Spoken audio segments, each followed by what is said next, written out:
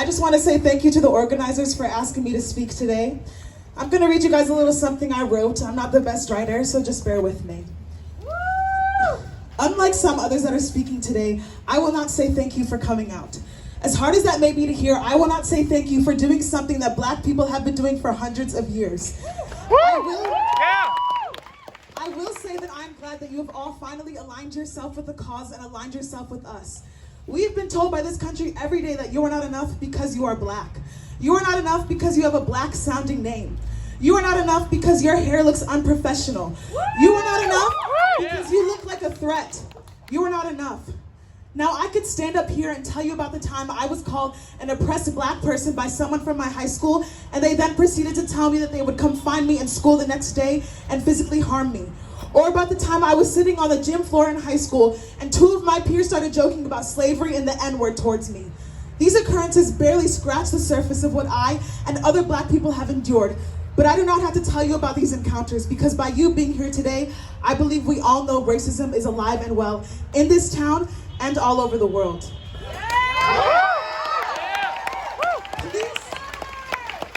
Police brutality is alive and well everywhere. I do not believe that I have to inform you on that, but I believe my time would be better spent on sharing what it means to be a true ally.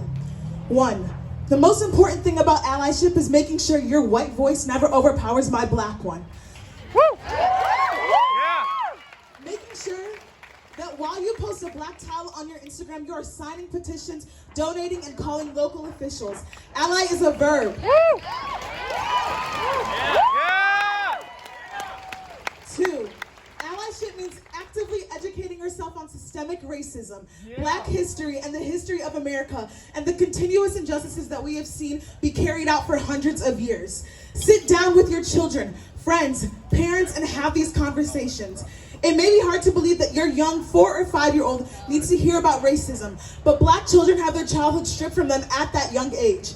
Philando Castile's daughter witnessed her father being shot at 4 years old and cradled her mother in the back of a cop car, saying she doesn't want her to get shot like daddy. She did not get the innocence of childhood. As an ally, you are responsible for educating yourself and the people around you. You have the privilege of learning racism and not experiencing it. 3.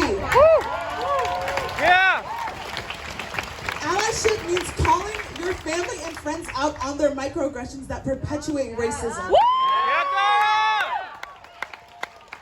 If you witness these acts, do not stay silent. Those microaggressions build up to racism that is felt by Black people every single day in this country. 4, support your Black friends. This also means supporting Black-owned businesses nationwide. 5, allyship means reaching out to your Black friends and checking up on them during this time. With a topic like this, there are a lot of opinions and a lot of feelings, but we need to remember that respect is the most important thing with these conversations, to come to an agreement. When you do reach out to your Black friends, let them know that you support them. Tell them that you hear them truly and you are supporting them by being active. In fact, I will help you take one step right now. Please, everybody, pull out your phones and write this number down. 502. Yep. 502 735 1784. That is 502 735 1784. One more time. 502 735 1784. When you call it, it will connect you to a place where you can make calls to help pass a law that if it was in effect on March 13th, Breonna Taylor would have been alive to celebrate her birthday yesterday. You do not have to call them right now or even at all, but if you truly want to make a step, then this is the great first one. 6, lastly, being an ally means never letting this conversation stop, even when Black Lives Matter stops trending and being a topic of a conversation. Never stop talking about it.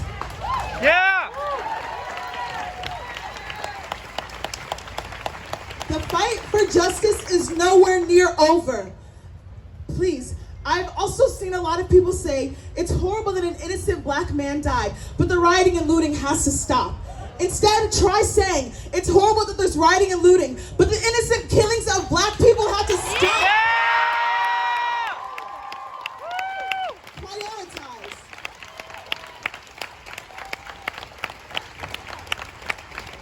No matter what happens, the one thing that I refuse to be is a victim. We as black people refuse to sit and be victims. We seek to change this world one step at a time, one protest at a time. We do not want to see any more names of innocent black people that were shot dead or killed simply because they were black.